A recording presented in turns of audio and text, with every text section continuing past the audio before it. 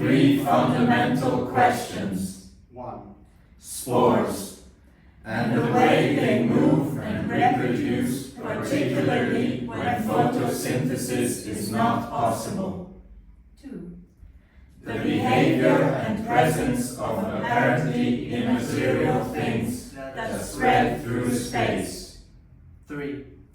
A living being's criteria for making decisions. For example, how a plant that has flowers of several colors decides to assign this or that color to a certain flower, or why a bird perched on a branch suddenly flies away even in the absence of food, of a predator, or of its own kind to reunite with.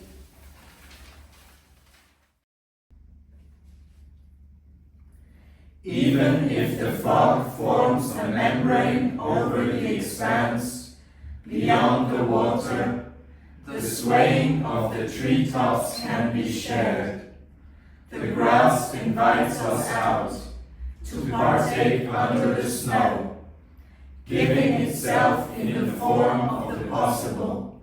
A plastic clock wrenched from its clasps flutters beneath an overpass, partially obscuring a rest stop. Maybe for once it's not about resisting the real, trying to climb back up time.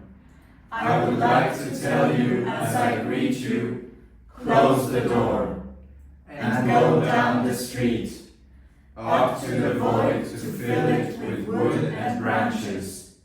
Maybe that film behind the mass of matter was shot the day we'll all be together, at home, listening between stars and lava, beyond the beginning, while the liquid formation comes down ceaselessly, in front of a street lamp, onto the leaves, a passage of growth and not of degeneration, afternoon of space, dovetail of seasons, beneath the grass, out of the days, the trees sway.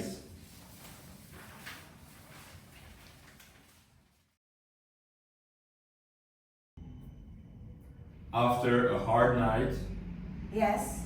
the gaze rests on nearby objects and smoke from an outside chimney. That silently filters a mountain and its houses. A surface of sun projected from the window unreels, a different narrative. A rope around the neck does not hinder an animal from turning and sensing the air. The sloping furs, the story of grass. The clouds smooth the vertical view and give it back to the forest. I saw you inside the wood, turning childhood over, finding the air in the pillow, and sinking again into space. The firs and the pines like an orchestra, like the others together, listening to the seasons. The glass covers only a portion of day, fear only a portion of night, snow only a portion of voice.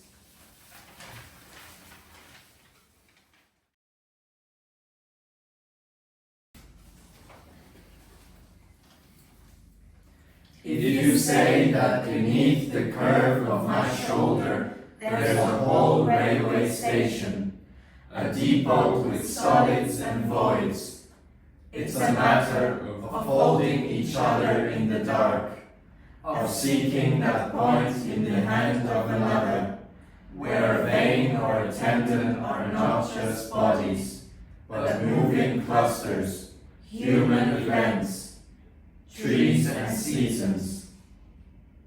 Because falling is a choice and a learning that takes place only in the bodies of others, the point in which something binds itself and binding opens to the motions that unite the living beneath the vault of space. This form of falling and no other, this bare collective sliding can tell us how the beginning sounded, the story of those who passed through the arch of darkness, wanted to be touched at the carpet's edge, at the meadow's end. To hold, therefore, is to hold together. This is the task given to us above the void.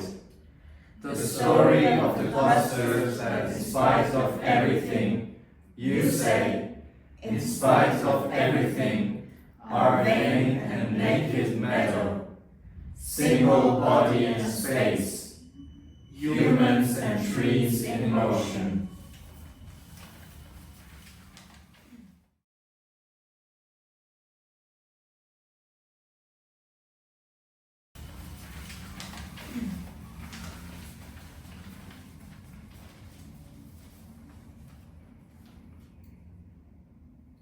The peak's curved lines, lake and moon, lake to moon, and the firs above in darkness give roots to the next morning, daylight slanting like the peak's curved lines, lake and light, lake to light. The trunk spins and thickens, clay beneath grass, beneath snow, beneath the bounce of a bird, or the step of an animal slowly starting down a slope that slants like the day's fall. Beneath the trees in the roots of the next night, an animal breathes, moves in space, forever altering the distribution of grass and earth before the total night. Earth and darkness, earth to light in every declivity of space, along the lines of the peak where the grass and the cliff are active even when no one passes, even when unobserved. The stone determines the curve of perception and traces a web of events. Roots and rock, rock to roots.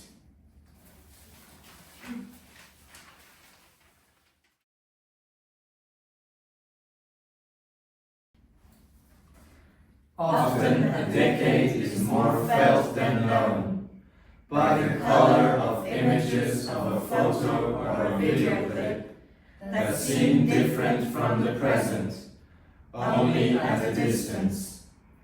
What the 2000s were is still hard to say, much less the 10s or the 20s, whereas we can begin to define the 90s by a dull pastel of films on VHS, and the 80s are now clear to everyone between Terminator Thatcher, boxy shapes and neon fabrics.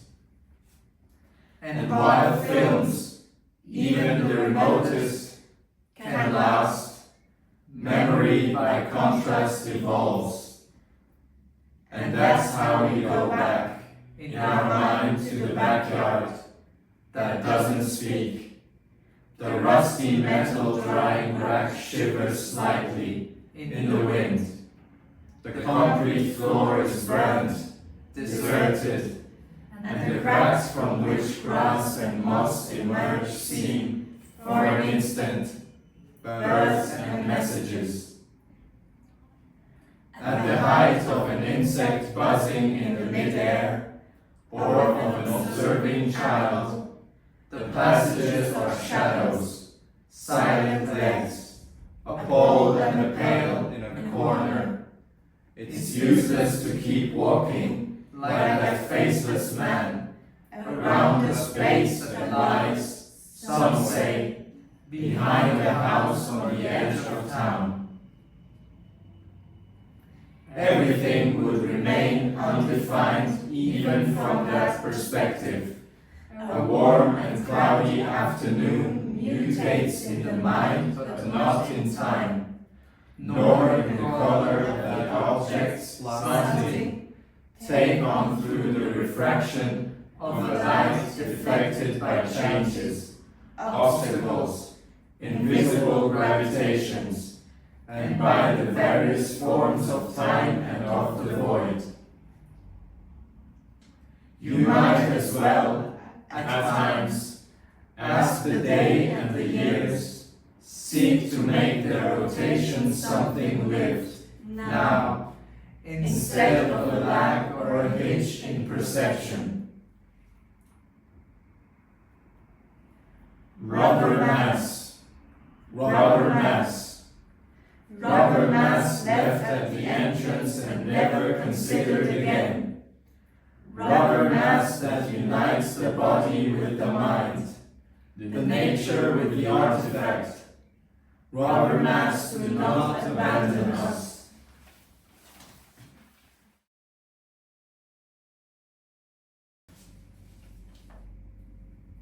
Does a jellyfish decide to be carried by the current, or does it simply let itself be carried? Is there a difference between these two propositions? Could it be that the jellyfish is diffident when faced with the unknown waters, like we are before an invisible horizon? Suddenly, a power pole seen from the moving train appears to be denser in volume and history. A few trees form a blurred canopy.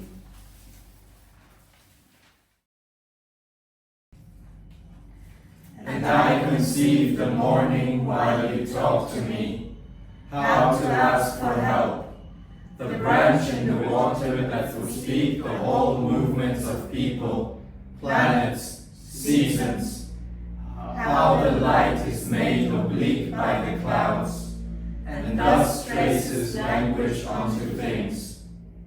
Here as elsewhere, beings and objects united under the infinite skin of space.